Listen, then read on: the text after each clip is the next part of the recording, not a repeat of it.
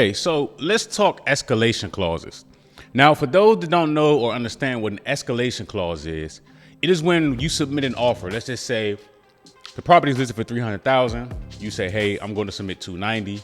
And if somebody else submits a higher offer, then I am willing to overpay above their offer. Let's just say $10,000. So if there's somebody else submitted 300,000, you're willing to pay 310. Now, I want to talk about these things because escalation clauses are not always a good tool to use, and they do not always work. It all depends on the seller's motivation and the actual escalation clause.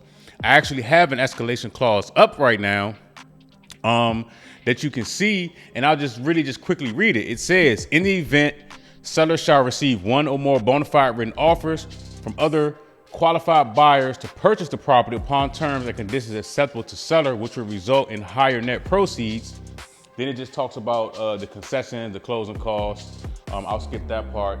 To seller from the sale of the property, then the net proceeds which seller would obtain by seller accepting buyer's offer. Then the buyer hereby irrevocably agrees to increase the purchase price by the amount necessary to permit the seller to realize the proceeds there are blank dollars greater than the net proceeds sellers would obtain by accepting of such other offer.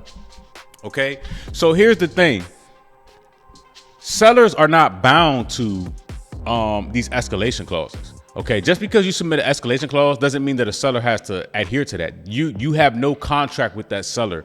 They aren't binded to these things, right? Unless they sign it, that's different. But just submitting this escalation doesn't do anything. Now, escalations can be powerful if, let's just say, for example, you're willing to pay $20,000 or $30,000 over. Well, then that seller may, they may get curious, right? But if your escalation is $1,500, that's not going to work. See, you have to understand that because of the increase, right, in the value of homes that happened during the pandemic, a lot of these sellers are walking away with six-figure checks, right, after they sell their home. So imagine somebody getting an extra $1,500 on top of their $100,000, right? It doesn't sound that good, right? But if they got an extra $20,000 on top of their $100,000, okay, well, that sounds a lot better. So with escalation clauses, you have to really understand how this game is played. When it comes to sellers, it's not always the highest price. Sometimes it's how fast can you close on the deal. Like I said, it's always an offer is attractive if you can close in 7 days, 10 days, 15 days, right? While everybody else can only close in 30 and 45. The less contingencies, meaning, there are some people out here that are waiving home inspections, that are waiving appraisals. These things are a lot more attractive because it's less, there are less things in the way that can stop the seller from selling the home. And of course, no seller wants to accept the contract and then go through an inspection or an appraisal. The house doesn't appraise, or if there's something came up in the inspection and the buyer backs out, well, then the seller has wasted days on the market.